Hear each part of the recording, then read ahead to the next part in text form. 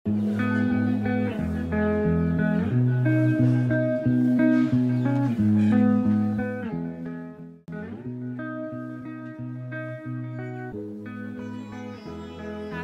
Common Hindi classes में आपका स्वागत है। बच्चों, मैं आरती श्रीवास्तव समाजशास्त्र के क्लास में आपका स्वागत करती हूँ। बच्चों, हम लोग के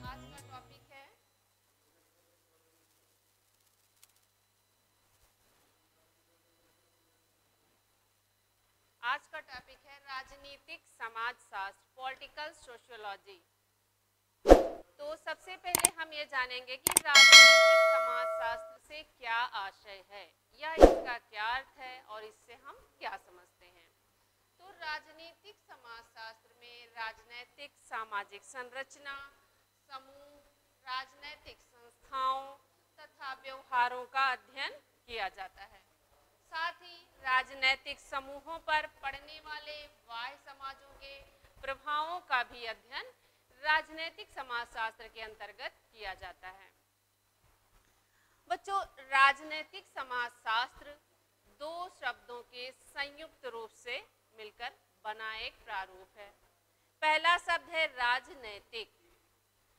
राजनैतिक जिसका अर्थ है राजनैतिक घटनाओं, क्रियाओं आदि से, और दूसरा शब्द है समाजशास्त्र, सोशियोलॉजी। दूसरा शब्द है समाजशास्त्र, जो सामाजिक घटनाओं एवं प्रक्रियाओं को सम्मिलित रूप से अध्ययन करता है। तो राजनीतिक समाजशास्त्र में राजनीति और सामाजिक संबंधों की पारस्परिक अंतःक्रियाओं, प्रक्रियाओं एवं व्यवस्थाओं का सम्मिलित एवं मिश्रित रूप से अध्ययन किया जाता है। तो बच्चों, अंग्रेजी के पॉलिटिकल सोशियोलॉजी का हिंदी रूपांतरण है राजनैतिक समाजशास्त्र। और बच्चों, राजनीतिक समाजशास्त्र के संबंध में बहुत से विद्वानों ने, बहुत से समाजशास्त्रियों ने इसको परिभाषित भी किया है। तो बच्चों, सबसे पहले हम ग्रीर एवं आर्लियंस की परिभाषा देखेंगे। ग्रीर एवं आर्लियंस की कि राजनीतिक समाजशास्त्र की एक प्रमुख सैद्धांतिक समस्या राज्य नामक सामाजिक संरचना का वर्णन, विश्लेषण एवं समाजशास्त्रीय निर्वचन करना है। बच्चों, दूसरी डिफिनेशन है डाउसे एवं ह्यूज की। राजनीतिक समाजशास्त्र को लेकर डाउसे और ह्यूज ने क्या कहा है? उन्होंने कहा है कि राजनीतिक समाजशास्त्र मूल रूप से समाजशास्त्र की वह शाखा है जिसका संबंध राजनीति एवं समाज में अंतःक्रिया का विश्लेषण करना है। मीन्स राजनीति और समाज का जो इंटरैक्शन होता है, अंतःक्रिया होती है, उसका अध्ययन करना, विश्लेषण करना ही राजनीतिक समाजशास्त्र का कार्य है। तो बच्चों, ये तो था राजनीतिक समाजशास्त्र क्या है। अब इसकी प्रमुख विशेषताएं क्या हैं? हम कैसे जानेंगे कि ये राजनीतिक समाजशास्त्र है? तो राजनीतिक समाजशास्त्र को जानने के लिए इसकी सबसे पहली विशेषता है कि राजनीतिक समाजशास्त्र राजनीति शास्त्र से पृथक विज्ञान है। बच्चों, राजनीतिक समाजशास्त्र के अंतर्गत राजनीति शास्त्र की तरह, पॉलिटिकल साइंस की तरह सिर्फ राजनीतिक घटनाओं का ही वर्णन विश्लेषण नहीं किया जाता है, बल्कि और ना ये राजनीतिक संस्थाओं के अध्ययन तक अपनी बातों को सीमित रखता है। तो इसलिए राजनीतिक समाजशास्त्र राजनीति शास्त्र से पृथक मीन्स अलग विज्ञान है। ये इसकी पहली विशेषता है। दूसरी विशेषता क्या है बच्चों इसकी? कि राजनीतिक समाजशास्त्र समाज विज्ञान से भी पृथक अध्ययन करता है। बच्चों, राजनीतिक समाजशास्त्र में समाज एवं उसकी व्यवस्थाओं की अपेक्षा राजनीतिक व्यवस्थाओं का अध्ययन सामाजिक संदर्भ में किया जाता है। जो भी वहाँ की व्यवस्थाएं होती हैं, सिस्टम होती है, समस्याएं होती हैं, वो सोशल सिस्टम के अकॉर्डिंग सामाजिक व्यवस्था या उसके रेफरेंस में की जाती हैं। तो ये कहा जा सकता है कि इसके अंतर्गत सामाजिक और राजनैतिक दोनों पक्षों का संयुक्त अध्ययन किया जाता है। ये राजनैतिक समाजशास्त्र की दूसरी विशेषता है। बच्चों, इसकी तीसरी विशेषता है एक विशिष्ट पहचान। बच्चों, ये विज्ञान राजनीति विज्ञान एवं समाज विज्ञान पर आश्रित तो है, लेकिन वर्तमान युग की विशेषीकृत व्यवस्था में, जहां आज प्रत्येक व्यक्ति हर क्षेत्र में किसी एक विशेष क्षेत्र में पारंगत हो जाता है, तो उसमें क्या है, ये एक अलग पहचान बनाता है और ये अपने विषय क्षेत्र को अधिक प्रभावशाली और विशिष्ट स्थिति में ले जाने में सफल होता है। ये तो इसकी तीसरी विशेषता थी।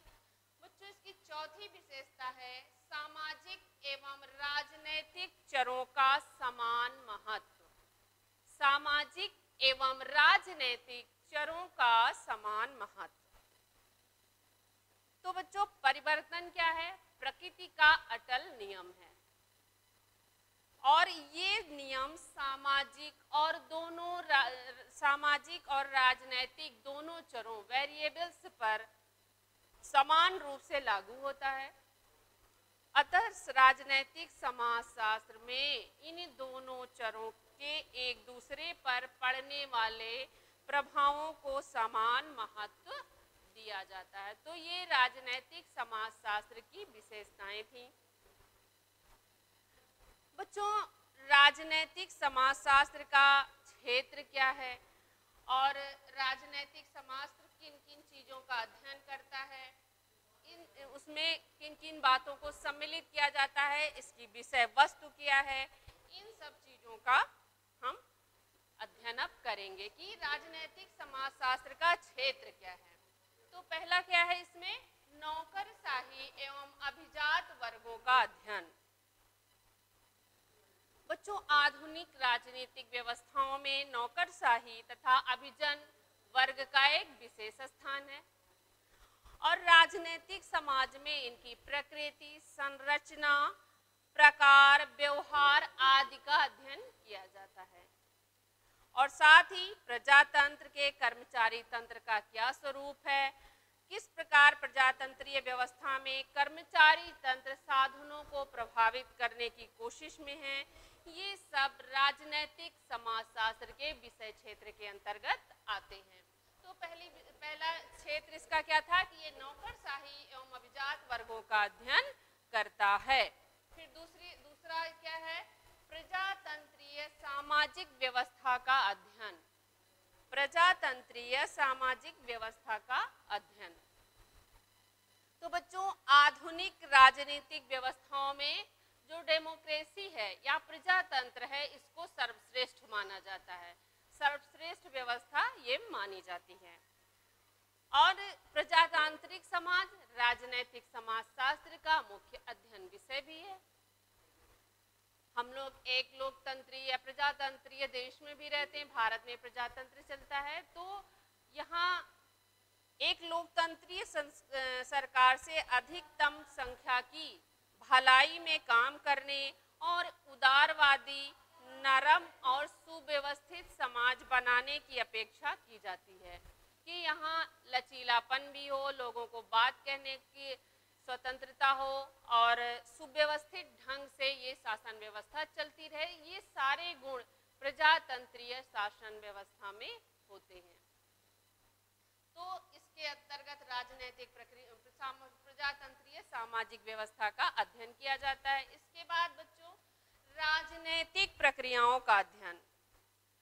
बच्चों, राजनीतिक समाजशास्त्र के अंतर्गत जो पॉलिटिकल प्रोसेस होते हैं, जो राजनीतिक प्रक्रियाएं होती हैं, उनका भी अध्ययन किया जाता है। कैसे? जनमत, प्रचार और राजनीतिक आंदोलनों के माध्यम से इन प्रक्रियाओं को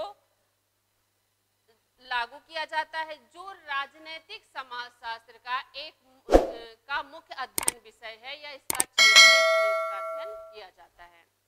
फिर अगला क्या है, राजनीतिक क्रांति का समाज पर प्रभाव का अध्ययन। तो जो पॉलिटिकल रेवोल्यूशंस होते हैं हमारे समाज में, राजनीतिक क्रांतियां होती हैं, इनका हमारे समाज पर क्या प्रभाव पड़ता है, इसका अध्ययन भी इसके अंतर्गत किया जाता है।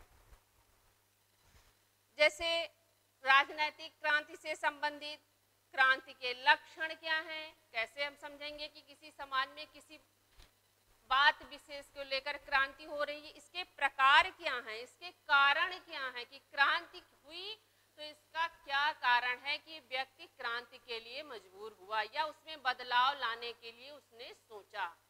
फिर क्रांति संबंधी दृष्टिकोण, इन सब चीजों का राजनीतिक समाजशास्त्र के अंतर्गत अध्ययन किया जाता है। तो ये तो था इसका विषय क्षेत्र। इसके विषय क्षेत्र के अंतर्गत राज्य तथा समुदायों के बीच मतदान व्यवहार का भी अध्ययन किया जाता है। दबाव गुट एवं राजनीतिक आंदोलनों की विचारधाराओं का भी अध्ययन किया जाता है। राजनीतिक दल एवं स्वैच्छिक संघों का भी अध्ययन किया जाता है। सरकार तथा नौकरशाही की जो समस्याएं हैं उन सब का भी इसके अंतर्गत अध्ययन किया जाता है। इसके बाद बच्चों बात आती है आपके अगले टॉपिक की कि राजनीतिक समाजशास्त्र के उपागम क्या हैं। तो राजनीतिक समाजशास्त्र के उपागम के अंतर्गत हम पहले राजनीतिक समाजशास्त्र के उद्भव और विकास को जानेंगे। तो बच्चों राजनीतिक समाजशास्त्र को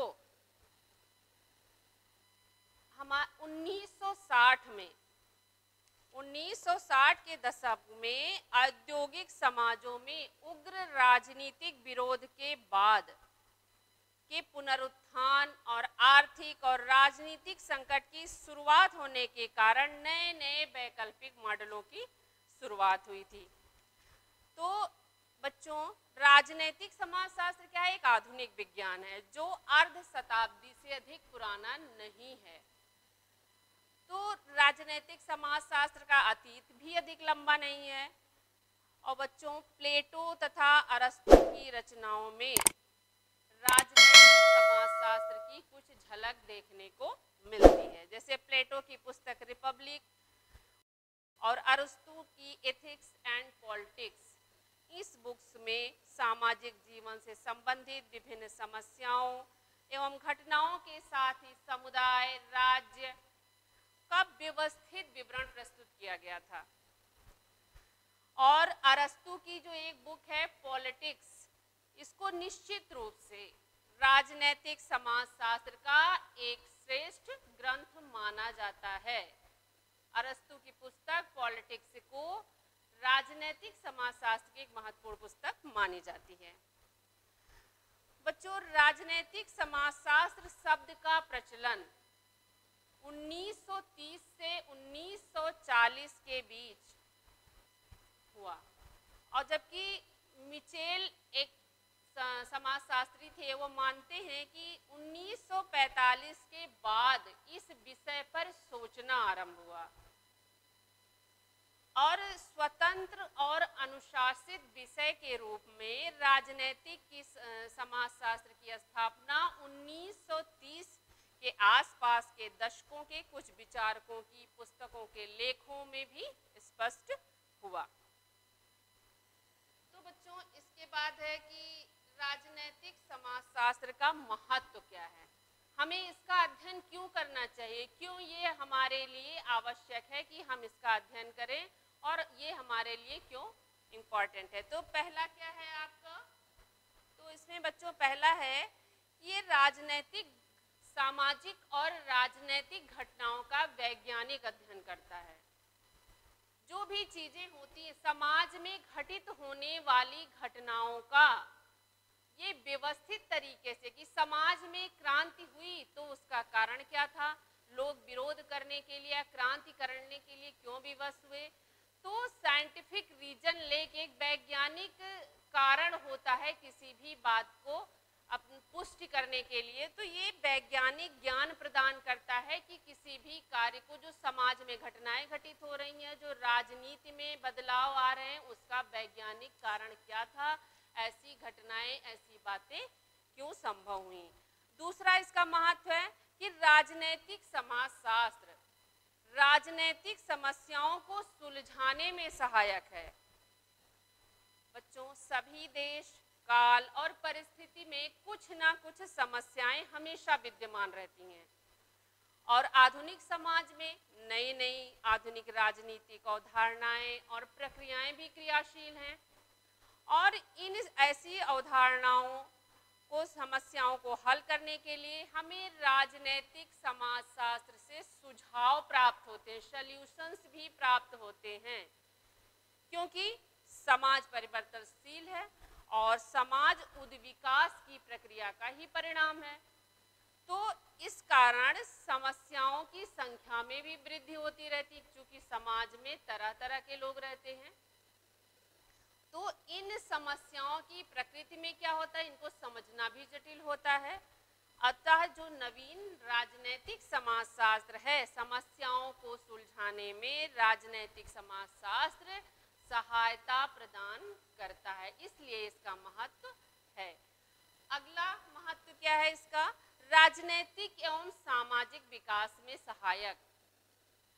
तो राजनैतिक समाजशास्त्र जो है, राजनैतिक और सामाजिक विकास, जैसे इसके अध्ययन से सामाजिक संकीर्णता समाप्त होने लगती है और एक विश्व की कल्पना की जाती है।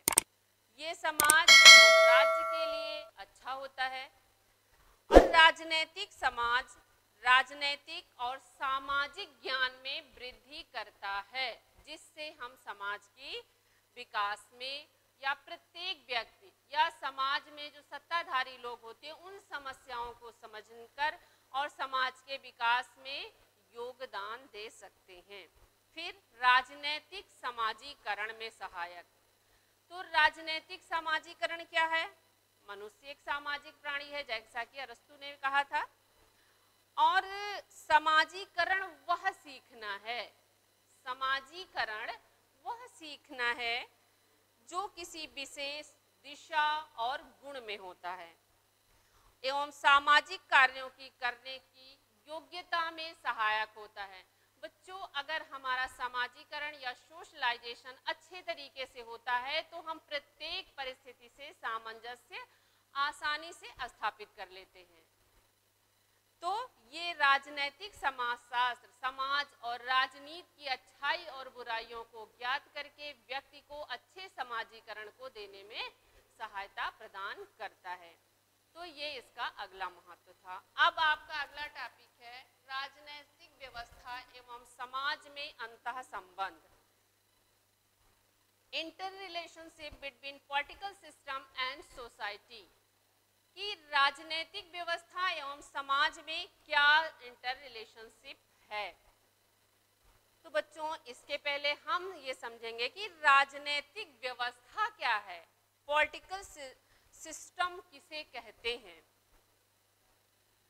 तो बच्चों, आमंड एवं कोलमैन ने कहा कि राजनीतिक व्यवस्था समाज में वैध व्यवस्था बनाए रखने वाली अथवा परिवर्तन लाने वाली पद्धति है। और हरोल्ड लॉसवेल ने कहा कि राजनीतिक व्यवस्था मूलतः शक्ति का निर्धारण, वितरण का प्रयोग है। इसका उद्देश्य समायोजन के लिए समय विशेष में स्थायी प्रतिमानों को खोजना है। तो बच्चों, जो राजनीतिक व्यवस्था थी, इस राजनीतिक व्यवस्था के संस्थापक डेविड ईस्टन थे। इन्होंने सबसे पहले इस शब्द का प्रयोग किया था। डेविड ईस्टन ने सबसे पहले पॉलिटिकल सिस्टम या राजनीतिक व्यवस्था शब्द का प्रयोग किया था। इनको उसका संस्थापक या प्रतिपादक कहा जाता है। तो राजनीतिक व्यवस्था एक ऐसी उपव्यवस्था है जिसके विभिन्न भागों में ऐसी संबंध सूत्रता होती है कि व्यवस्था को किसी भाग में हुआ कोई परिवर्तन अन्य अंतः क्रियाशील अंगों तथा संपूर्ण राजनीतिक व्यवस्था में अनुकूल परिवर्तन ला देता है। तो राजनीतिक व्यवस्था क्या है कि अगर सिस्टमैटिक ढंग से व्यवस्थित तरीके से किसी भी कार्य को किया जाए और उस कार्य को करने में प्रत्येक भाग में एक अंतः संबंध इंटर रिलेशनशिप रहे और सुव्यवस्थित ढंग से संपादित किया जाए तो वो समाज में परिवर्तनशीलता लाता है, अनुकूल परिवर्तन लाता है, जिससे जीवन सरल हो जाता है, चीजों को समझना आसान हो जाता है। तो बच्चों, राजनीतिक व्यवस्था की विशेषताएं क्या हैं? तो राजनीति व्यवस्था क्या है? राजनीति संगठित समाज का अध्ययन है, जो हमारा एक organised social system political system होता है, उसका जो अध्ययन करता है वही उसका राजनीतिक व्यवस्था, उसी के अंतर्गत उसकी विशेषता है कि उसके अंतर्गत उसका अध्ययन किया जाता है। फिर सामाजिक प्रवृत्तियों का राजनीतिक व्यवस्थाओं पर ज्यादा प्रभाव।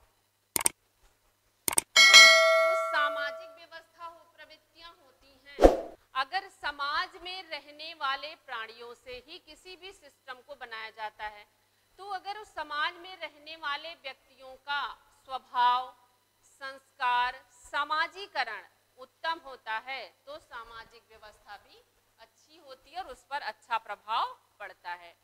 फिर अगला है राजनीति में होने वाली प्रक्रियाओं का अध्ययन सामाजिक संदर्भ में। बच्चों, इसमें क्या है कि राजनीति में जो भी घटनाएं घटित होती हैं उसमें समाज में रहने वाले व्यक्ति ही भाग लेते हैं और उसके अंग होते हैं, वही उस बहुत से कार्यों को या सारे कार्यों को क्रियान्वित करने में सहायता करते हैं। तो व्यक्ति का स्वभाव, राजनीति में होने वाली प्रक्रियाएं जितने भी कार्य पॉलिटिकल सिस्टम में होते हैं उसका अध्ययन, उसकी स्टडी सोशल रेफरेंस में इसलिए की जाती है क्योंकि व्यक्ति समाज में रहता है और व्यक्ति के द्वारा ही किसी भी सिस्टम का निर्माण किया जाता है, तो इसलिए उसका अध्ययन उसके अंतर्गत किया जाता है। और इसके बाद बच्चों, सामाजिक प्रवृत्तियों का राजनीतिक व्यवस्थाओं पर ज्यादा प्रभाव पड़ता है कि हमारा स्वभाव, अगर मान लीजिए हमको पॉलिटिकल सिस्टम में जाने का मौका मिला लेकिन हमारा समाजीकरण, हमारे संस्कार, हमारी संस्कृति, हमारा स्वभाव जिस तरह होता है उसका प्रभाव उस सिस्टम में परिलक्षित होगा, दिखाई देगा और हम उसी के अकॉर्डिंग अपना व्यवहार संचालित करेंगे। तो ये उसका अंतर रिलेशनशिप था कि ये कैसे जो है कार्य करता है। और राजनीतिक व्यवस्था के बारे में मॉरिस जोन्स ने भी कहा था कि नए राज्यों में राजनीति और समाज के बीच जो संबंध है वह पश्चिम के विद्यार्थियों के लिए बिल्कुल नया और बड़ा रोचक है। यदि ऐसी राजनीति, भारतीय राजनीति मीन्स का अध्ययन सामाजिक शक्तियों की ओर ध्यान दिए बिना किया जाएगा तो वह एकदम अधूरा और गुमराह करने वाला होगा। मीन्स हर समाज की रिक्वायरमेंट मीन्स वहाँ क्या जरूरी है, कैसी परिस्थितियां हैं, कैसा वातावरण है, उसके अकॉर्डिंग वहाँ का विषय का विश्लेषण निर्धारण किया जाता है और हर समाज की परिस्थितियां अलग होती हैं और उसका कार्य करने की शैली अलग होती। इसलिए पश्चिमी सभ्यता या विचारधारा का निर्धारण अगर हम भारतीय विचारधारा की भारतीय समाज में लागू करने की कोशिश करेंगे तो ये इतना प्रभावी नहीं होगा, ये लोगों को गुमराह करने वाला होगा। तो इसलिए इस पर विशेष ध्यान देने का आग्रह किया है। बच्चों, किसी भी देश की राजनीतिक नींव भरने तथा राजनीतिक व्यवस्था के निर्माण में सामाजिक संरचना या समाज का अत्यधिक महत्व होता है और भारत में तो तरह तरह की धर्म, भाषा, जाति और प्रादेशिक तत्वों से प्रभावित भरा हुआ है और राजनीतिक व्यवस्था पर इन तत्वों का दबाव पड़े बिना नहीं रहा जा सकता, क्योंकि ये प्रत्यक्ष रूप से प्रभावित करती हैं उस वहाँ के पर्यावरण को। तो वर्तमान में जहाँ सामाजिक और धार्मिक क्षेत्र में जाति की शक्ति घटी है, वहीं राजनीति और प्रशासन पर इसके बढ़ते हुए प्रभावों को राजनीतिज्ञों, प्रशासकों, समाजशास्त्रियों तथा केंद्र तथा राज्य सरकारों ने स्वीकार किया है कि राजनीतिक व्यवस्था का सिस्टम अच्छे से समाज में जब तक नहीं लागू होगा, तब तक समाज में एक सुसंगठित और व्यवस्थित व्यवस्था नहीं बनाई जा सकती। तो राजतंत्रीय व्यवस्था में सामंती समाज तथा लोकतंत्रीय राजनैतिक व्यवस्था के अंतर्गत सर्वहारा वर्ग के समाजों का जन्म तात्कालिक सामाजिक और राजनैतिक परिस्थितियों की ही देन कही जा सकती है। और भिन्न भिन्न देशों की सामाजिक परिस्थितियों ने वहाँ की भिन्न भिन्न राजनैतिक व्यवस्था को जन्म दिया है, और इसी प्रकार राजनैतिक व्यवस्था के आधार पर सामाजिक व्यवस्थाएं भी प्रभावित होती हैं। जैसे बच्चों, निरंकुश शासन जहाँ होता है, वहाँ की जनता का दूसरी तरह से उस प्रभावित होती है। प्रजातंत्रीय शासन व्यवस्था में जनता दूसरे प्रकार से रहती है। तो जहाँ पर जिस प्रकार की शासन व्यवस्था होती है, वहाँ के लोगों पर उसका प्रभाव प्रत्यक्ष रूप से परिलक्षित होता है। तो बच्चों, भिन्न भिन्न राजनैतिक व्यवस्था के आधार पर राजनैतिक व्यवस्थाएं प्रभावित होती रहती हैं, लेकिन ये एक दूसरे पर अन्योन्याश्रित हैं, एक दूसरे पर निर्भर हैं। तो बच्चों, आज का जो ये टॉपिक था आप लोगों को समझ में आ गया होगा, और आपको लाइक करके, कमेंट करके और इसको शेयर करके हमें जरूर बताइए कि आपको समझ में आया कि नहीं आया। और इसके अलावा आपने अगर हमारा चैनल सब्सक्राइब नहीं किया है तो सब्सक्राइब करिए, बेल आइकन का बटन दबाइए, ताकि हमारे यहाँ